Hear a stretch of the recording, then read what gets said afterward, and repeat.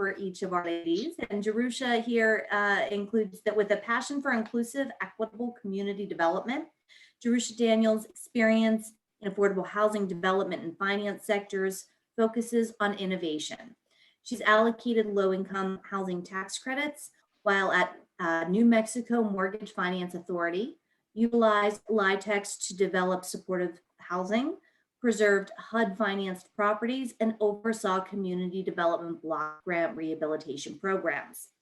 As a community development finance institution leader, Jerusha has also underwritten pre-development, new constructive, and adaptive reuse loans for affordable housing development. So Jerusha, thank you for agreeing to join us today. And Julie Collins is the real estate project manager for the City of Bridges Community Land Trust. Julie serves as the real estate project manager, and in her position, she manages the development of new construction, acquisition, rehab, affordable rental, and commercial community land trust units. She's responsible for identifying future development opportunities and building sustaining partnerships to secure new and ongoing sources of funding. Julie brings 6+ years of experience to her role at City of Bridges CLT.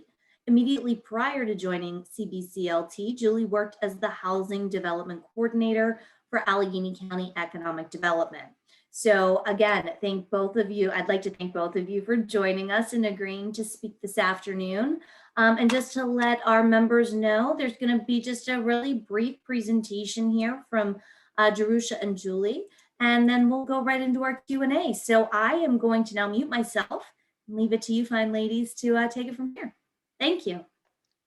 Thank you. I feel like in this group, I could really shorten my bio with the use of acronyms and everyone would understand. Let's see. Different platforms. So I'm like, where's my share button? Here we go.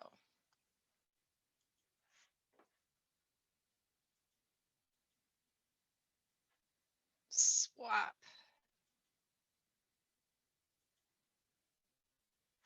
Can everyone see that? Because I can no longer Not see yet. you. No? Not yet. Okay, you're now the host. I see that. Oh, I'm the host, huh? Well done. Getting fancy. Hopefully that will There we enable go. you. There you go. Yep. Got it. Thanks. Everyone sees where my pointer is? Just make sure I've got the right screen. Awesome. So thank you for the introduction, ladies. Thank you for having me. It's great to connect with ladies in finance. And what a wonderful group. I'm glad you take the time and connect. There's not enough women in this business, so it's good to connect with all of you. So I work for Grounded Solutions Network. We are a membership organization that seeks to cultivate communities in equitable, inclusive ways to provide them with equitable and inclusive places to live that are rich in opportunity, that advance affordable housing solutions that last for generations. We believe that everyone should have a safe, stable home, and that we can help with housing solutions that will stay affordable for generations and promote housing policies that promote equity and inclusion. So I'm gonna do a real high level nuts and bolts of what a community land trust is and touch on some of the main workings of it. There are so many nuances and so many programmatic aspects to a successful community land trust, but it really, what it comes down to is that all of those nuances are created and maintained to meet the goals of the community land trust or the shared equity program. And there are different ways to set those goals. There are different ways to maintain those goals. But typically that central factor is that it is agreed upon by more than just, say, a funder. A lot of times it is a community initiative that has been organized by the community to serve the community. The one main facet of it all is perpetual affordability. So community land trusts acquire, own, and steward land permanently for the common good, or hence to meet that common goal. A CLT homeowner owns the improvements on the land, or rather the home. The community land trust owns the land. There's this mechanism or document called a ground lease, which ties the improvements in the land together and acts as that ongoing stewardship mechanism. It's typically a 99-year renewable land lease. And one of the very important functions is that it documents the resale formula. And so the resale formula is a calculation that determines future affordability so that it can remain affordable in perpetuity. And it is the agreement between the homeowner and the community land trust on what the share of future appreciation will be. There are different ways in which to determine this and carry this out. Essentially, what the share does is enables the community land trust to reinvest its share of equity back into a home as it is resold to future qualified home buyers. The formula is created to meet CLT program goals, and they can vary between, sometimes it's wealth creation, sometimes it's providing deep affordability. It's really determined program by program, and sometimes CLTs can have different programs with different resale formulas. Like I said, it is very nuanced, and so I look forward to your questions after. But essentially, a CLT acquires a land, they purchase it, they can receive land donations, they can partner with city agencies or land banks to acquire land. And once the CLT acquires that land, it remains in the community land trust portfolio forever.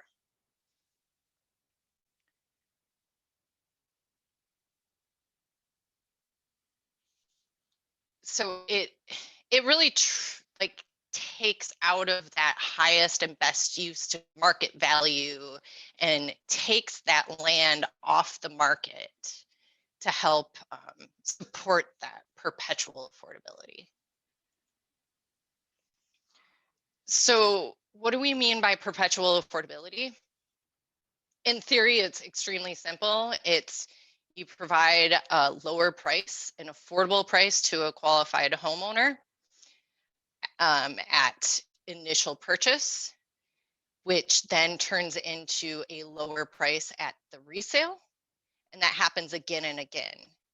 And the reason it is different than, say, a down payment program, which allows that initial home buyer an affordable mortgage, instead of it going to that home buyer, it goes to the land, which then the appreciation of that land, to keep it simple, can be reinvested into the home over and over and over again.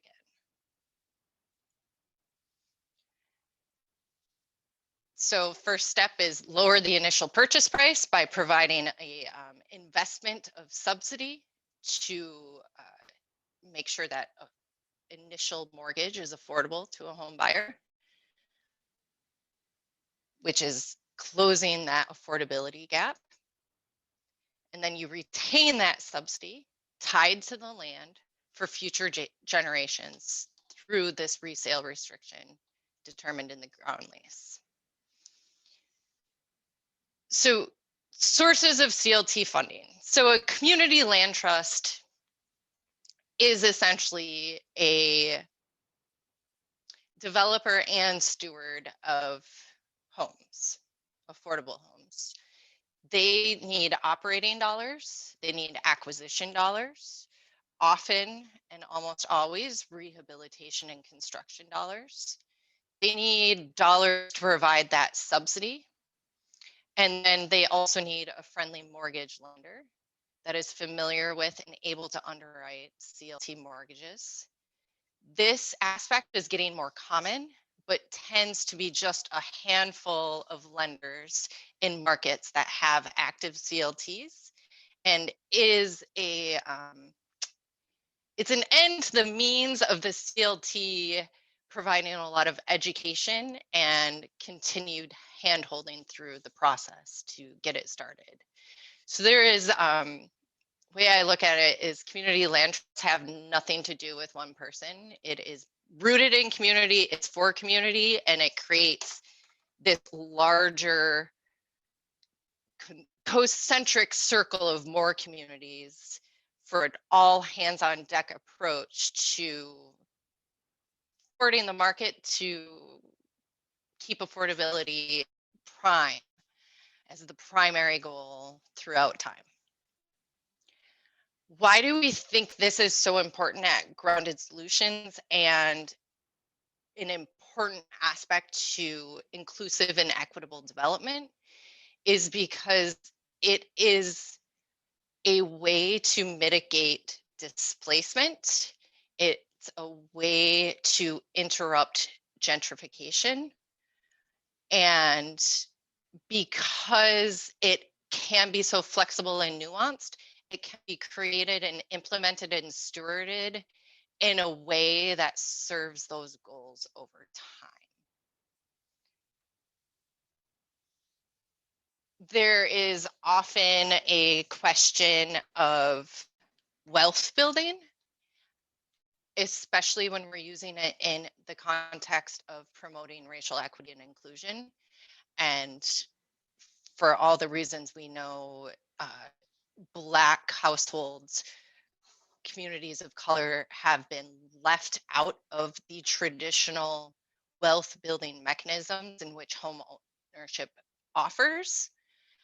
And I should have left that slide in here, but we have shown that not only does this typically lower a low to moderate incomes housing cost on a monthly basis, more times than not, they are within 5 to 7 years able to purchase a home off the market in a traditional way.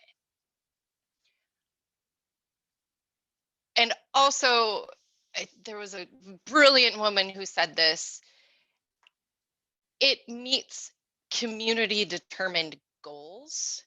And so it is more of an emancipatory model, providing people choice. And not just one generation, but many generations to come. So those are some real high level basics. And I look forward to your questions. And as always, you can reach out to me for questions after the session, as well as we have a library of resources on our website. Now I miss seeing you all.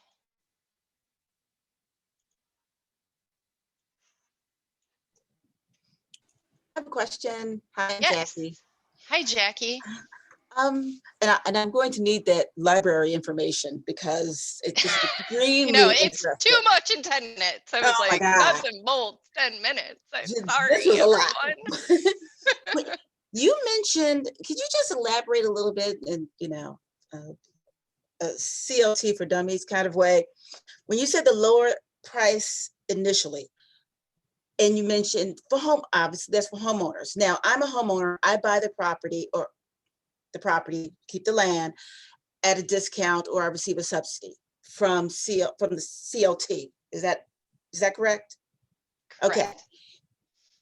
10 years from now, I go to sell my property. 15 Correct. years, say. 15 years from now, I go to sell my property. And I want, I paid down my mortgage, whatever, and I want to take advantage of the fact that the area has the value has appreciated.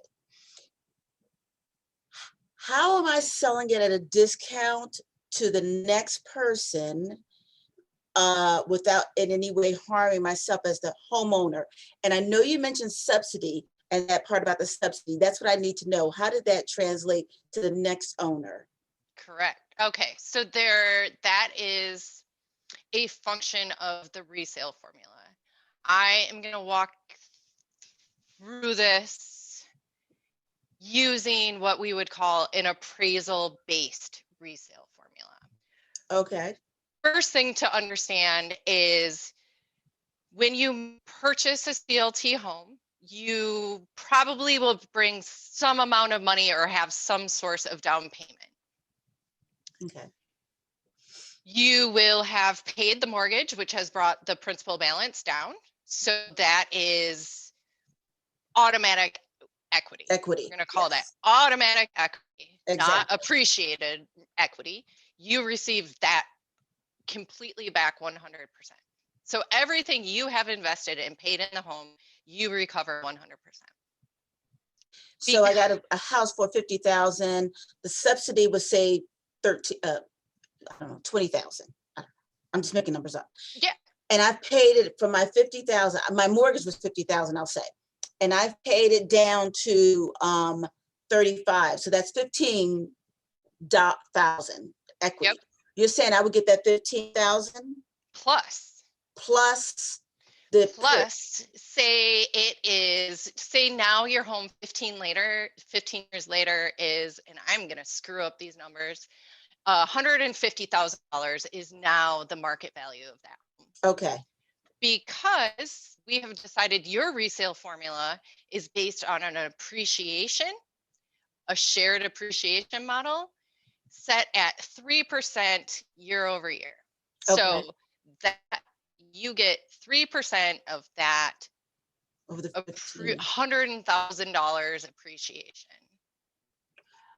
Oh, so I get Plus 3% per year, just 3% total. of that total appreciation because it's at a fixed Okay. level. And I might be conflating resale formulas in my Generally, head. But okay. so 3% of that appreciation over time, your total appreciation. Understood. At 3% is your share plus everything you have put in. Okay. The remaining amount. So now say it's 150,000. However, the affordability price is now, because incomes have finally gone up, Right. an affordable mortgage is now at 100,000. Gotcha. Okay. So that gap that needs to be filled is 50,000. Right. That's the amount. But because you are only taking that 3% of that appreciation, that leaves that much equity share that the CLT is entitled to, but they are entitled to it to directly reinvest that in the home. So I'm the purchaser and I'm going to get that from the CLT as a subsidy to reduce the value from 150 down to whatever that subsidy to make it affordable. Correct. Oh, okay. And when economics work for the CLT model, the idea is that that reinvestment subsidy is what is living within the value of that home, and it's not an additional public subsidy. Or if additional public subsidy needs to be invested, it's minimized because of that share within the home. Oh, okay. We're juggling lots of things there. Okay. Yes. Thank you. So the resale formula is only one of the really tricky math aspects, one of those really tricky calculus that the program has to get right. They also have to get the initial pricing correct to make sure that they're putting enough but not too much subsidy in at the get-go so that that affordability, that resale formula actually works over time. Okay. Thank you. But all of this math and like brain damage is worth it because the subsidy is revolving throughout time, and that subsidy's value, that initial subsidy investment, is only increasing in value over time, and it's requiring less future investment.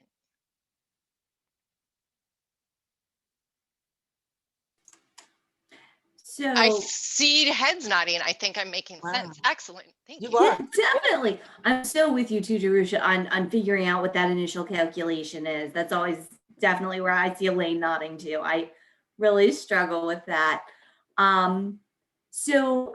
Next we're going to have Julie kind of dig down a little bit into details about how a smaller nonprofit organization right here in Pittsburgh hit the ground running and just did this grassroots. So, Julie.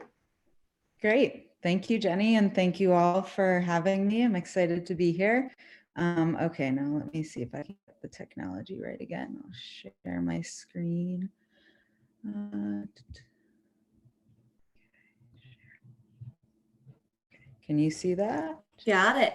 Okay, great. Thanks. Okay, so let's see. So Jerusha did a great job explaining all the nuts and bolts of community land trust. So I'm just going to jump in and give you guys a little bit of background on City of Bridges and how we came to be and kind of our history. So City of Bridges was born out of the Lawrenceville Corporation, which is a community development corporation based here in Pittsburgh. For those of you who aren't familiar with Pittsburgh or Lawrenceville, it's a neighborhood that is historically working class, immigrant community. And up until about 10 or 20 years ago, it was pretty low real estate prices, pretty depressed in terms of the real estate market. And then about 15 or so years ago, there was a pretty big boom that started to happen. It was kind of spurred on by the development of the Children's Hospital on the edge of the neighborhood by UPMC. They built a pretty huge hospital there. There's also a good amount of robotic centers that are operated by Carnegie Mellon University in the neighborhood. So there was kind of these institutions that were moving in and bringing a lot of young people who are looking to rent and buy homes. So in terms of neighborhoods in Pittsburgh, Lawrenceville is probably the neighborhood that's received the most growth in terms of the real estate market and the gentrification that's been happening. So here's just a graph to illustrate the median home sale prices from 2000 to 2016. And you can see pretty clearly how it's basically exponentially grown in the past 20 years. Here's just another graph to kind of, you can kind of document the median home sale price in Lawrenceville versus what the maximum affordable sale price to a family making 80% or under of area median income. So basically, after 2012, a family at 80% of AMI would no longer be able to afford a typical Lawrenceville house. So the Community Development Corporation, Lawrenceville Community Development Group, Lawrenceville Corporation, and Lawrenceville United, which is another community development group in Lawrenceville, kind of saw what was happening, and they had a community plan that was published in the early to mid 2000s called the 10th Ward Community Plan, which is a ward in the neighborhood. And one of the main goals that was identified in this community plan was the desire to create and retain affordable housing. So that community plan, coupled with a regional CLT feasibility study that was in 2014, showed that CLTs were feasible and definitely needed in the greater Pittsburgh region. So Lawrenceville decided they were going to kind of take the lead, being that Lawrenceville is the neighborhood that was seeing the most gentrification and displacement at the time. So 2016 was really when kind of the ball really started rolling around CLT in the neighborhood. Lawrenceville Corporation decided to take on the CLT project as kind of a pilot project of the CDC. So they established what their priority populations were going to be for homeownership, what major decisions in the ground lease, such as like the resale formula that Jerusha talked about, how the application and how the whole process was going to work. So that was all happening in 2016, and kind of concurrently, LC was compiling the locations for the properties that were going to be assembled to create the phase one development, as it was called. So during 2016 and 2017, all of the design was being finalized with our architects, financing was being assembled, zoning was getting approved. And in 2017, there was a groundbreaking, and then 2018 was when the first CLT unit and first CLT homeowner was created in Western Pennsylvania. And the first CLT phase was 7 units, all scattered site in the Upper Lawrence neighborhood. 6 were new construction and 1 was a rehab, and all single family homes. So as the CLT was being developed, one of the main goals of the CLT was, it was always meant to be really rooted in a vigorous community design process, really making sure that the community was engaged. It was something that the community was advocating for, something the community wanted. We also worked really, really hard with our architects to design housing typologies that could be replicated for future phases to try and help reduce the costs that maybe would be incurred down the line when we go to build other new construction units. We can reuse some of the designs. We also really wanted to have a close relationship with the MonMade program, which is a local maker platform. So they work with local artists in the community and provide a space for them to show off their work and for local design and construction companies to use them. So we incorporate MonMade designs in all of our homes. Typically we use things like lighting fixtures, mailboxes, backsplash tile, kind of little things that help to make the homes unique, as well as incorporating some of the local economy. So that's kind of how the CLT became a pilot project of LC.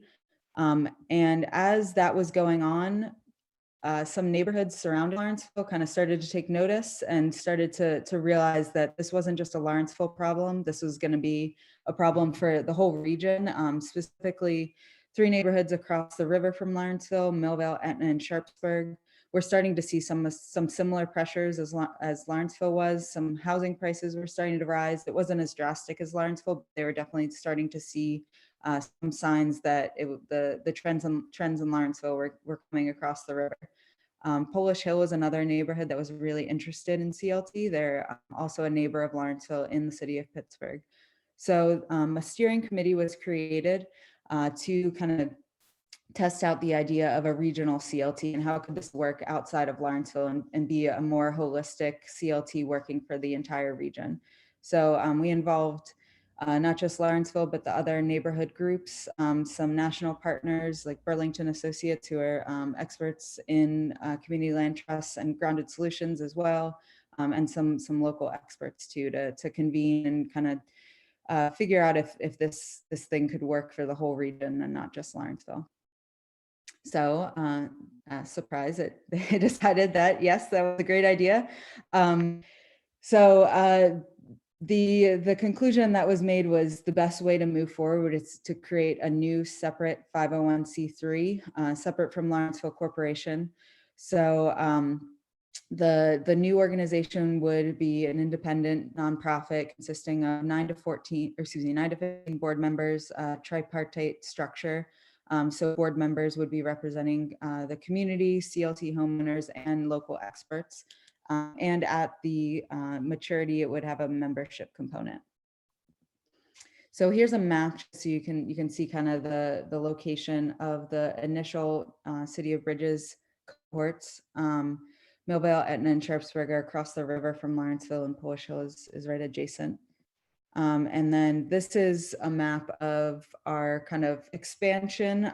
Those 5 neighborhoods were involved in the initial creation of City of Bridges, but you know, our philosophy is anywhere that we're invited, we'll certainly have conversations and talk with creating community land trust units in that neighborhood. You know, we're never going to go anywhere we're not invited, but if someone wants to discuss CLTs and wants to get CLTs in their neighborhood and work with us, we're always open to that. So this is kind of a map of locations that we're either planning on starting construction or have had initial conversations.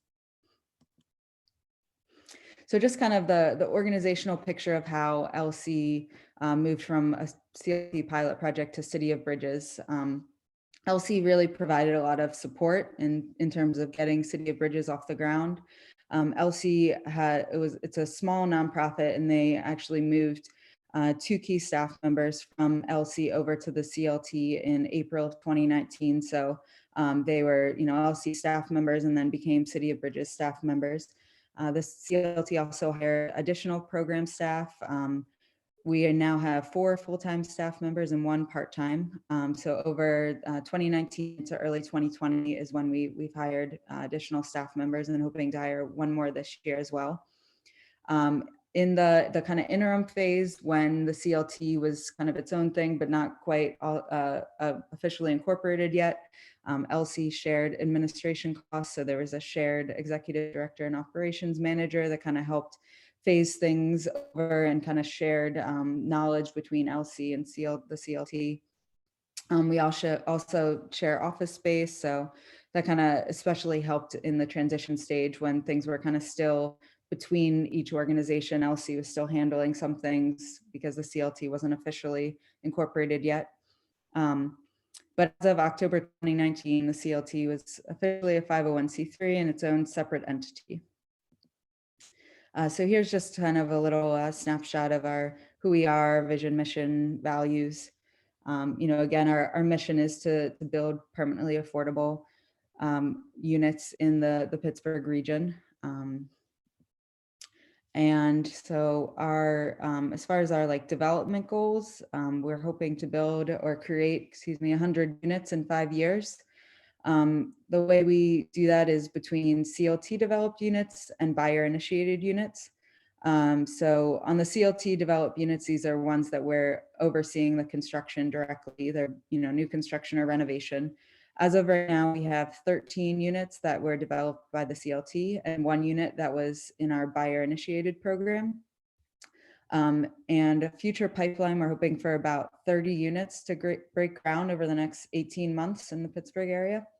And we get our units through a couple different avenues. We're working really closely with the Tri-Cog Land Bank in the Pittsburgh area.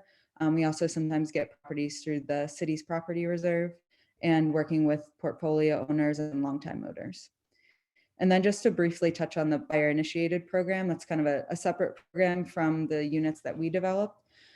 That's if a buyer is looking on the market for a unit and maybe for whatever reason they don't have quite enough funds to make the down payment or get to that sale price, or maybe they can afford it, but they need some extra funds to fix it up. We offer a grant up to $30,000 to give to them in exchange for them then putting that property into the CLT. And the same criteria would qualify. They have to be under 80% of area median income, mortgage qualified and all of that. But that's another way that we can get units into the CLT, and it's somewhat easier for us since there's a lot less subsidy needed. It's $30,000 versus a $200,000 renovation budget.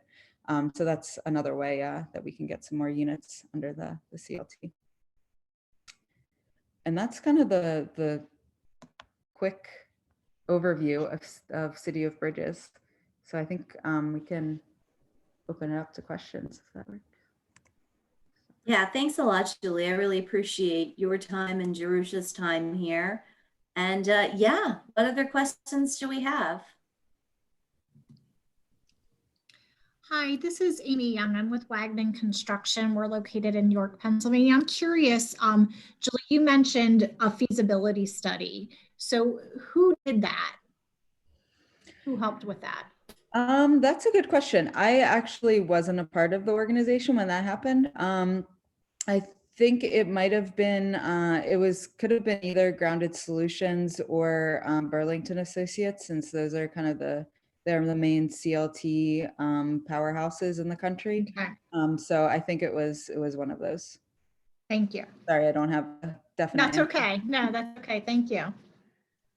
I can neither confirm nor deny.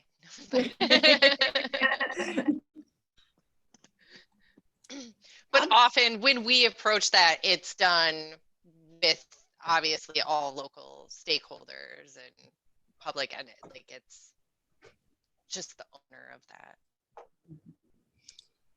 A question. You're taking land and you're making it affordable in perpetuity, hopefully 99 years plus. how have you dealt with, or have you dealt with any for-profit developers or anyone who, is there a pushback as it relates to this land now not being available to be, you know, as a market rate or anything of that nature? Have you seen issues with that? I don't think we've gotten direct pushback from like for-profit developers. I mean, you know, the land is finite, so there is obviously only a specific amount of land available. But I'm not in our most recent projects. I mean, there's definitely been times that people have seen like how much we're selling our houses for and said, hey, we want to buy this. Yeah, oh my gosh, 127,000 in Lawrenceville. Hey, we'll buy this. And you know, they don't quite realize what we're about. But as far as like the development of our units, I mean, obviously we have to procure our properties through different avenues where we generally can't just go on the, you know, Zillow and buy a property from a, you know, a seller, because the market just doesn't allow that, especially in a neighborhood like Lawrenceville. So we kind of have to be strategic and smart about how we get properties in those neighborhoods. So in some ways we just like, we're not even competing with the for-profit developers. Right, because you're primarily doing, you're buying the homes and you're then renovating, et cetera. And then you have owners, potential owners. So is there a way to use this for, and someone may already know this, I'm only hearing about home ownership. What about rental housing? And that's a question I have. I don't know, is that a possibility to be used here? Yeah, that's in our business plan. And yeah, Trisha, you can talk about generally. Oh, let's hear what it is in your business plan, because I am so happy to hear it's in your business plan. It's in our business plan. We haven't found any locations yet to implement it. Also, commercial CLT is in our plan. But yeah, it's generally, I mean, it's, you know, buying a property, renovating it, and then making sure it stays at an affordable rental price. And we own, instead of selling the land, you know, we retain ownership of the entire property. That's what I wanted to hear. Thank you. For example, in a LIHTC, there would be the land use restriction and also the ground lease. Yeah. So what we find is that the ground lease is actually a stronger legal mechanism than like the LIHTC process itself. So you can have, you know, 150 years agreed upon extended use agreements, but at the end of the day, we're not sure how well those legally stand up in courts. However, a 99-year land use, which also describes that or provides that rental structure, is the thing. Like, there's no denying that. So them used together is a rock solid way to guarantee perpetual affordability.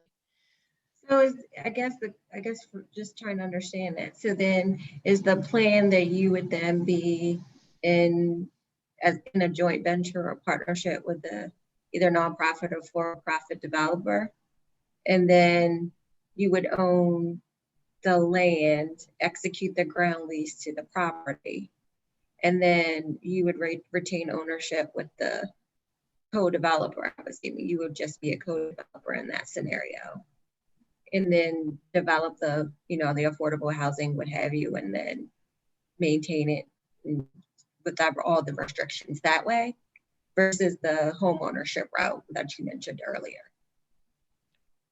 Right. So Okay. Purchasing land, doing whatever, if you're the 51%, like Burlington out of Vermont, they are the developer. Like they are so skilled. They've been doing it so long. They don't have that. So you would partnership typically structure. be I guess I see this more in some of the housing authority relationships where they own it, own the land, and will execute the ground lease, and then co-develop with the developer. So in that scenario, you would be kind of that similarity where you would buy the land as the owner, execute the ground lease, be the owner of the land, and then have a partner that would do the development of it. Okay, I just was trying to understand Yes.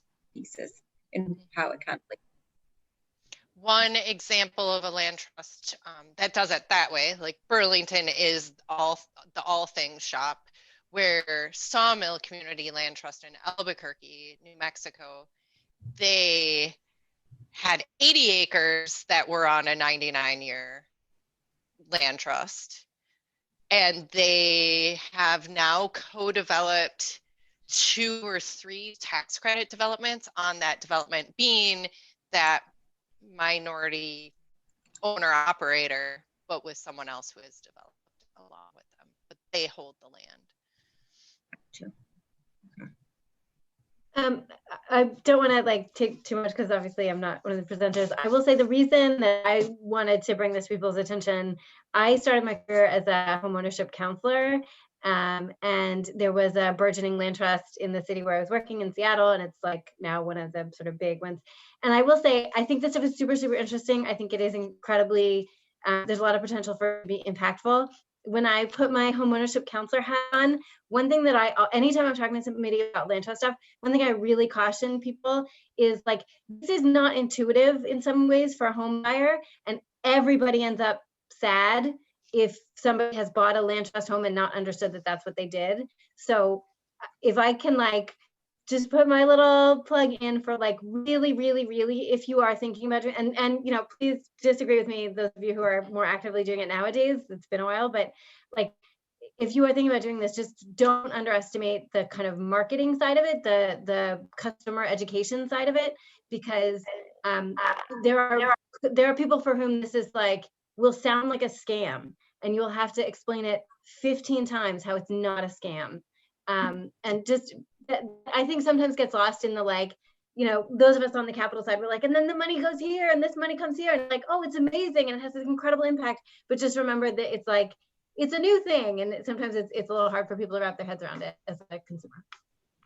Yeah, definitely. I mean, we tell people too, like CLTs aren't for everyone. Like if you can purchase a house on market rate house, you should do that. Like that's great. If you can't, then we're here to help. And we have a whole staff person who's dedicated to stewardship and community engagement. And she makes sure that everyone is very clear, like this is how this works. And this is how much money you're going to be getting if you sell it in this year's, and this is what you're obligated to do. So yeah, we definitely want to make sure that everyone knows what they're getting into at the offset, for sure.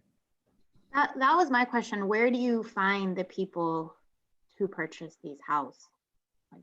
We work with a lot of community groups who work with like Circles PGH. We work with NeighborWorks.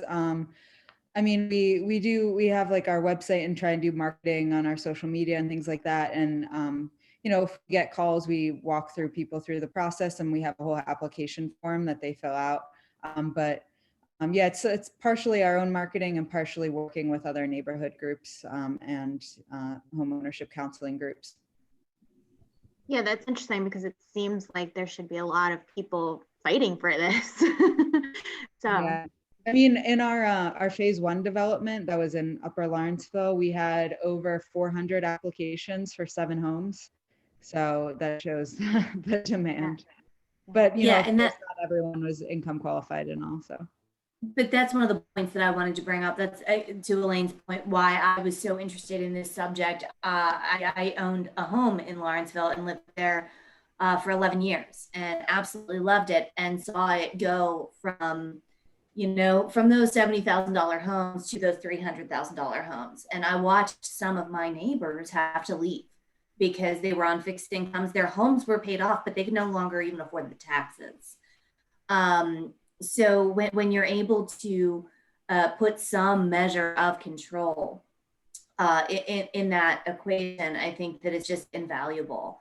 And to be able to see some of that neighborhood avoid some displacement, it's been fantastic. And Julie, selfishly, I'm so excited to hear you say you're even considering commercial CLT, because one of the reasons I moved into the neighborhood was J Design. It was a handmade soap store on Butler Street. And I literally moved a half a block away. And within a few years, he had to leave because he could no longer afford the rent. And it was so sad because he was one of the first ones in. He was one of the ones that would stand on the street corner and point out the drug dealers and the hookers to the cops and make them all run away, and really, really help to transition that neighborhood. So I think that when we think about the neighborhoods that we all work in, as they continue to transition using this tool, it can be such a great piece of what we have to offer. And Jenny, I actually hit on a question I had about the property taxes. And I apologize if you hit on this before. It was so much great information. Since the community land trust owns the land, how does that property taxes work for the homeowner? From a national perspective, it varies locality to locality and what they have worked out with that local taxing jurisdiction and what the state laws allow. Julie, what's your Yeah, I can specific? speak to what we do. So first off, we make sure that the homes are not taxed at their appraised value, but rather at their resale value. So for example, like the homes in Lawrenceville, we sold for 127,000, but they probably appraised more like 250. But we make sure that the taxes are based on the sale price and not the appraised value. The homeowner is responsible for the taxes on the land and the house. So it is split into two parcels with two different tax IDs and two different tax bills, but the homeowner is responsible for paying both of them. But it is only at that, the sale price of the house. Do you have trouble getting tax assessors to understand that? Sorry. Do you have trouble? Yeah, we've had to go to a couple assessment appeal hearings, but I guess that's kind of one thing that we tell the homeowners, like that's what we're here for. Like we're here to help you. We're not going to sell you the house and then leave. Like we're stewards of the land. We're here to help you through all of these processes. So we go to the tax appeal hearings either with the homeowner or even by ourselves, and try and work through that process. So when they have issues like that, we're kind of there to help them through it. But yeah, it has been an issue for a couple houses. They got assessed incorrectly, and we had to appeal. Sure. Yeah, I think that's a problem too, or a challenge just with affordable housing in general, tax credit properties, getting tax assessors to understand how to really assess them. So good to know that you're there for them. Thanks. Tammy, one of the things we really struggle with here in the Pittsburgh region isn't even just the tax assessors, but Jerusha, Julie and I were talking about this yesterday as we kind of prepared for this. It's getting the banks to understand how to place the mortgage on these homes, and to take into account the fact that the ground, it's under a ground lease. And I wish I could sit here and say that PNC is the premier CLT lender for the area. We are not. We are able to finance some of the acquisition, rehab, and holding costs for organizations, but we have no robust mortgage program for CLTs. And it's something that one of my colleagues has been working on very intensely for years, probably since 2016. But yeah, no answers yet. I do know there is a local bank here in the area that is very active though. And Julie, can I say who that is? Yeah, we have two now. We work with West Banco and First Commonwealth, and they're both able to provide CLT mortgages for our homeowners. And Julie, to that end, I'm they curious. Do they hold those on their portfolio? I think they resell them. Okay, so okay. And it's funny you mentioned that, Jerusha, because that's one of the questions we get asked all the time. How are we going to sell these on the secondary market? And we're like, same as Freddie and Fannie, I mean, anyway, that's way in the weeds, but the fact of the matter is, it is a unique tool. And I just think it was great to have you guys join us today and explain a little bit more.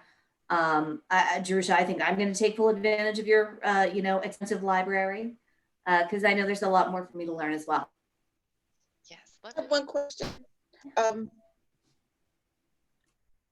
when you, are all types of loans available for this purpose, like FHA, VA, and conventional, for the borrowers?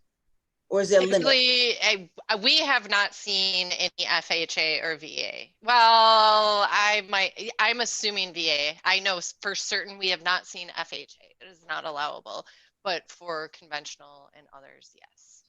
So FHA is not allowable because of the fact that it's. They haven't gotten on board with it. Both Fannie and Freddie have gotten on board. Oh, wow. Okay. You're welcome. And I would, to the point of gentrification and mitigating displacement, et cetera, is there are other forms of utilizing the CLT method beyond just single family home ownership, construction, development. The homeowner initiated is an excellent example of that. And then also there are some programs across the country, particularly City of Lakes Community Land Trust in Minneapolis, that has a refinance program. So it's typically for people who have paid off their mortgage, need rehab, and or just there's something about it that isn't working. They might be in tax liens, etc. So they're figuring out how to actually convert that home into a CLT and remain with an affordable mortgage. So there's all sorts of creative ways. But thank you everyone for having me. Thank you, Jerusha, Julie, both of you. Thank you so much. We are coming up here on 5:30. Does anybody have any last minute thoughts, questions? We have Julie and Jerusha's contact information, of course, so don't hesitate to reach out to me, to Elaine, Tammy, Penny. I think that the four of us all have the contact info. So if there's anything, and Jerusha, Julie, I will likely be reaching out to you separately, Julie, especially to see if you have any interest in joining our fabulous organization. You know, we do try to do this on a monthly basis where we are in the current environment, obviously staying virtual, but once we're able to, we would certainly like to get back in person. Julie, I don't think I've seen you for over a year and a half maybe. So yeah. Great to get together. But thank you all very much for your time today. We appreciate it. Thanks, everybody. Thank you, guys. Thank you. Thanks. Take care.